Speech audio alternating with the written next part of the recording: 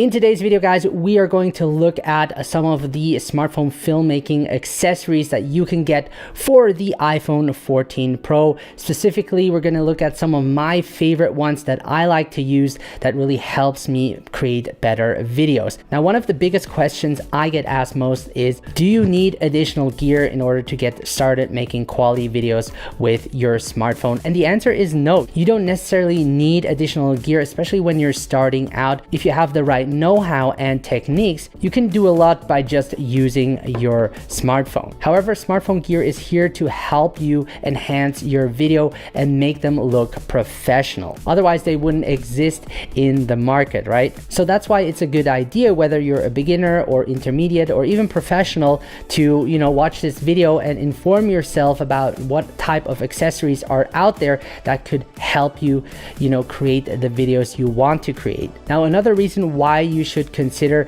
getting some of the essential accessories is because they're relatively inexpensive compared to larger cameras. And by investing into some of these smartphone filmmaking gear, you'll be able to be more creative with your shots, but also create better looking videos. Now, by the way, if you're a beginner and don't know where to start, or you're struggling to get the most out of your smartphone camera, I actually have a course called Smartphone Filmmaking where I show you how to create amazing looking videos from start to finish without having to spend money on expensive cameras. So if that's something you're interested in, I would love to see you in the course and help you out so that you can start making quality videos right away. Now, starting with the first item is, of course, the camera I carry in my pocket, which is the iPhone 14 Pro. And the reason why I went for the Pro and not the Pro Max model this time is because it's just smaller, and also most of the gimbals can handle the weight of a smaller phone. Also the price, it's way less expensive than the Pro Max, and it has the same camera features. Even though the Pro Max has more battery life, I still do like the smaller form factor. And one of my favorite features on this camera is cinematic mode, which is capable of shooting in 4K up to 30 frames per second. And in general, it just has better low light performance. We all know that smartphones do struggle in low light conditions, so having a larger sensor and being able to capture more light can be really useful. So moving on to the next item is my sling bag. This is the Peak Design Everyday Sling Bag, the 3-liter version. This is the smallest version. And the reason why I went for this one is because it forces me to pack only the necessary gear that I need during my trip or my shoot.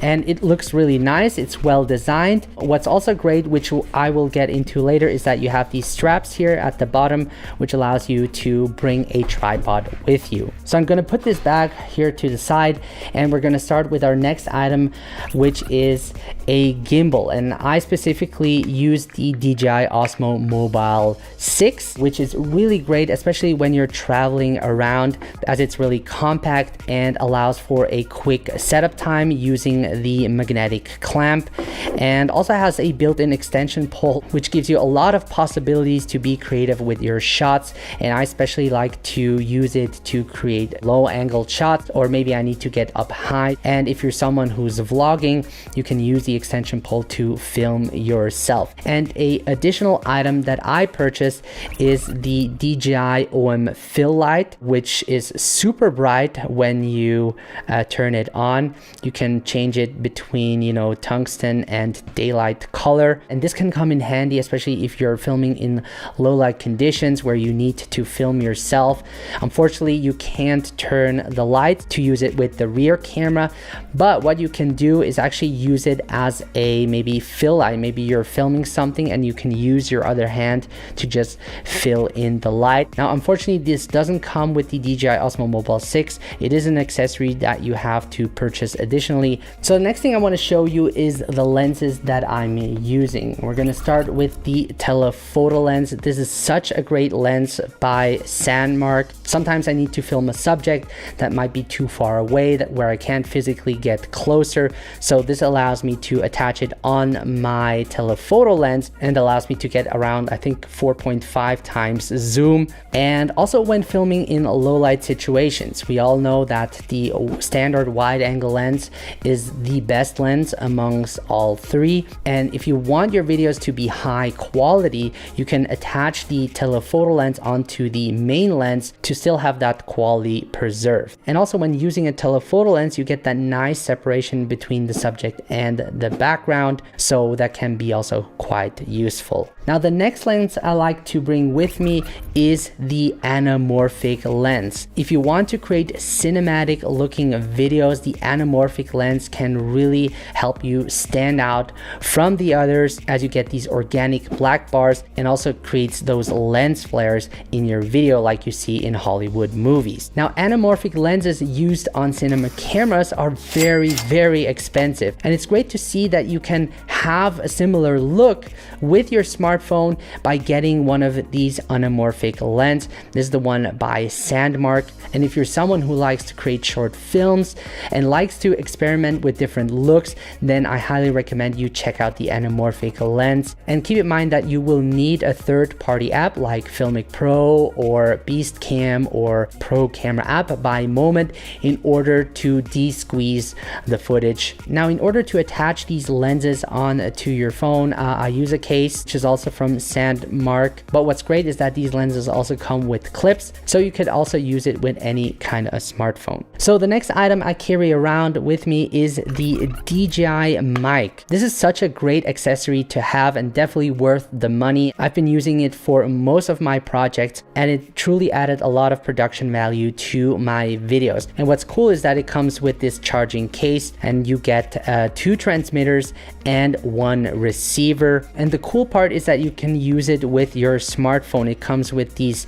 adapters as well, and I can just attach it to my iPhone and I'm ready to shoot. And it's also a great combination with the DJI Osmo Mobile 6, as I can use it as a vlogging tool. So just to quickly show you, because I find this a really awesome setup, I have the DJI Osmo Mobile 6, I have the iPhone 14 Pro, I have the DJI OM Fill Light, and the DJI mic attached with the transmitter microphone over here. And then I can just simply press over here to enable the fill light, and then use the extension pole and angle it towards me to start filming myself and just talk into the camera. So this is a really great setup. It's small, it's compact, and doesn't require a lot of space. I actually have a video talking about it, which you can check out up here. Now the next item I always bring with me, especially during cold winters, is a power bank. This is the Anker Power Core 3 with 20,000 milliamps.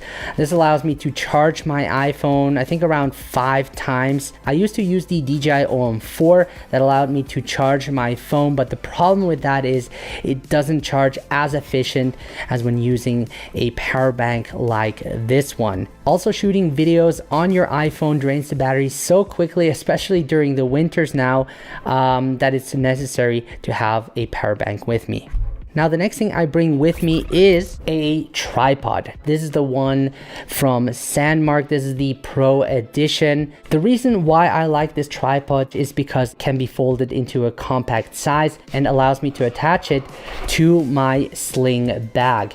And it also comes with this spring clip over here that I can quickly just mount my smartphone to it. And the reason why I bring a tripod with me is because I either have to film myself or take a time-lapse video, and especially when you're recording a time-lapse, a tripod is really necessary to have, and also allows me to adjust the position of the camera however I like to. So having that flexibility is really great. And also this tripod isn't heavy to bring along. Now this tripod is a bit more pricey. There are certainly cheaper tripods out there like the Amazon Basic tripod, but if you're looking for a quality tripod that will last you for a longer time, then consider getting a quality tripod like this one. Now the next item I also bring with me is a variable ND filter. This is the one from Sandmark, and what's cool is that it has also a spring clip and you can attach it like this onto your lens, and it covers all 3 lenses. And the reason why you want to use a variable ND filter is to reduce the light hitting the sensor to achieve that cinematic shutter speed that creates that natural looking motion blur. And like I said, this is a variable ND filter, so I can twist it in order to reduce the amount of light coming in. Last but not least is the motorized slider by Grip Gear.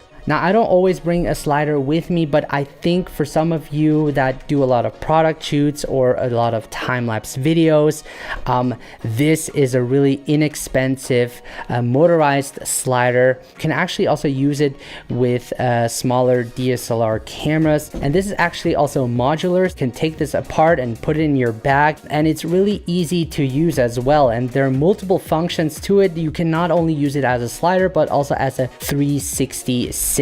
And what's great about using a motorized slider versus doing it manually is that the movement is constant and you get a really smooth looking slide shots, which otherwise be a little bit more difficult to do when using a gimbal or even handheld or doing it manually. So this can come really in handy, especially when doing time-lapse video, if you want, not only a static shot, but also have that movement in your time-lapse. So yeah, these are the accessories I use for the iPhone 14 Pro that really help make my videos stand out from the others. And in the end, these are just tools that help me create the shots that I need. Hopefully this video was helpful for you in deciding what gear to get for your shooting needs. Now, if you have any questions, make sure to leave a comment below. Now, I also have a free smartphone filmmaking guide for beginners where I mention some of the items that I presented